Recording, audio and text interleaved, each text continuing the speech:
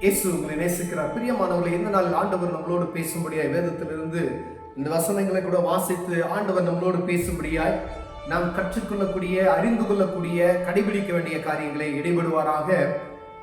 அது 1 யோவான் புஸ்தகம் 1வது அதிகாரம் 7, 8, 9 வசனங்கள் இப்படியாக சொல்லப்படுகிறது.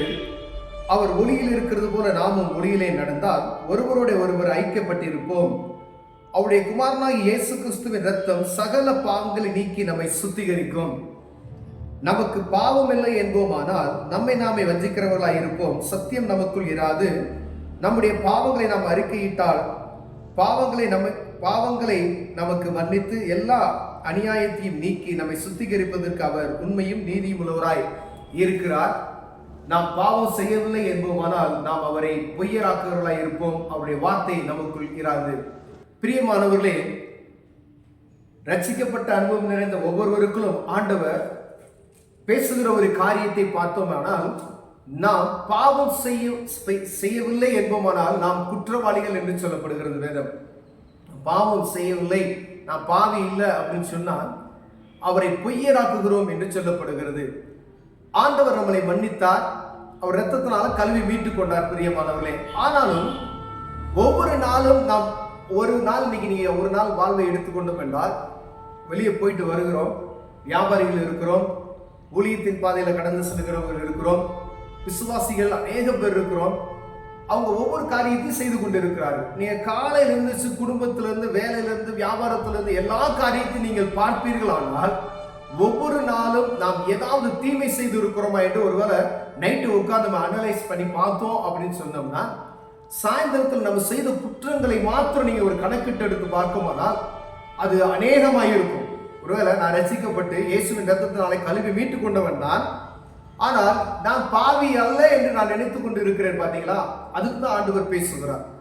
ஒரு புதிய ஒரு ஆத்மாவுக்கு அல்ல, ஆண்டவருடைய பிள்ளைகளாகிய நமக்கும், என்னை போல ஆள்களுக்கும், ரட்சிக்கப்பட்ட அனுபவம் நிறைந்தவர்களுக்கும் ஆண்டவர் பரிசோதிக்கும்படியாய் இந்த நாள் ஆண்டவர் நமக்கு ஒரு வாய்ப்பை கொடுக்கிறார். பிரியமானவர்களே, நாம் பாவம் செய்யவில்லை என்று யாரும் சொல்ல முடியாது. ஆண்டவர் மன்னித்து நம்மளை ஏற்றுக்கொண்டது உண்மைதான். ஆனாலும் அனுதினமும் ஒவ்வொரு நாளும் வாழ்க்கையில நாம் வெளியே கடந்து சென்று உள்ள வரும் பொழுது நாம் எப்படி இருக்கிறோம், அது ஒவ்வொரு நாள் நம்ம சீர்தூக்கி பார்ப்போம்னா இல்ல.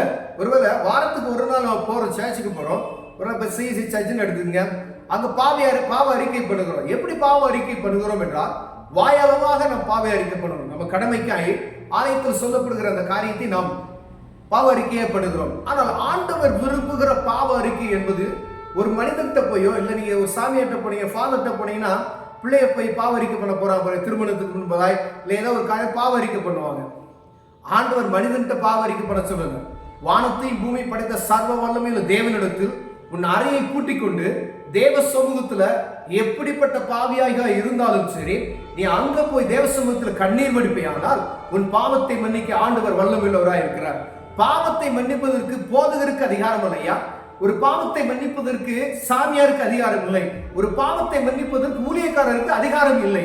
ஆனால் வானத்தையும் பூமியை படைத்த சர்வாங்கமே தேவனுக்கு அதிகாரம் உண்டு இருக்கு. ஏன்னா அவருடைய குமாரனாகிய இயேசு கிறிஸ்துவின் ரத்தம் சகல பாவங்களை நீக்கி நம்மை சுத்திகரித்திருக்கிறது. சிலுவையில அவர் சிந்தின ரத்தம் மாத்திரமே மனிதனுடைய பாவத்தை போக்குவதற்கு.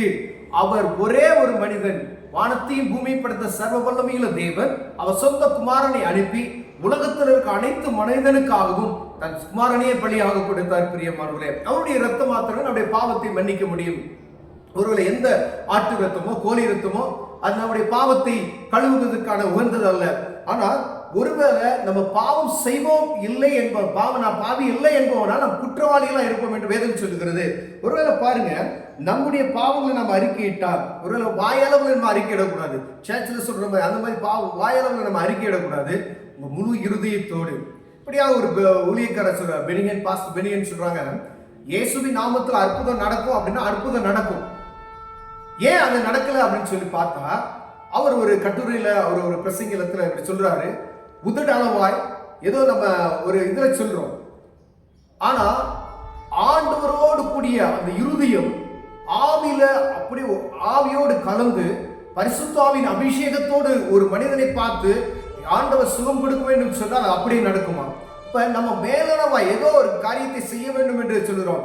ஆண்டவருடைய பிரசவத்தின் நிமித்தமாய் அதே போல நீங்க என்ன செய்யணும் அப்படின்னா, இப்ப நான் இருக்கேன் அப்படின்னா பாவத்தை அறிக்கையிடும் பொழுது ஆண்டவரே இது பாவம்னு சொல்லி நம்ம குத்தோம். இப்போ நீங்க ஒரு தப்பு செய்ய நீங்க ஒரு இடத்துக்கு போறீங்க, உங்க இறுதியை குத்திக்கும் பாத்தீங்களா, இது தப்பான ஒரு காரியம், இது தப்பு, ஒரு மனசு அடிச்சுக்கும் பாத்தீங்களா, அது பாவம். நீங்க தேவ சமூகத்துல மன்னிப்பு கண்டிப்பா அதுக்கு கேட்டே ஆகணும்.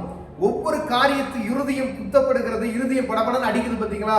ஒரு காரியத்தை செய்வது, ஒரு கணவனுக்கு தெரியாம ஒரு சின்ன காரியத்தை செய்தா ஒரு படபடன்னு இருதயத்தில் அடிக்கும். மனைவிக்கு செய்யாம ஒரு காரியத்தை செஞ்சா ஒரு இருதய படபடப்பன்னு அடிக்கும். அப்பா அம்மாவுக்கு செய்யாம தெரியாம ஒரு காரியத்தை செய்யும் பொழுது இருதய படபடப்புனா அது பாவம்.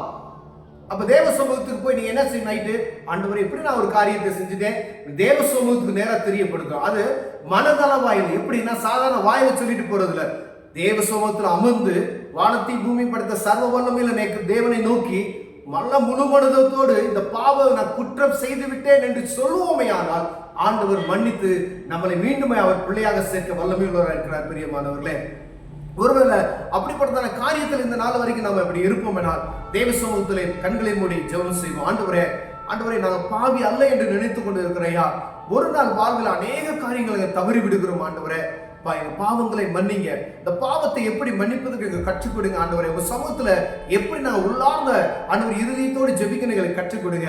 இயேசுவின் நாமத்தில் பிதாவே, ஆமென்.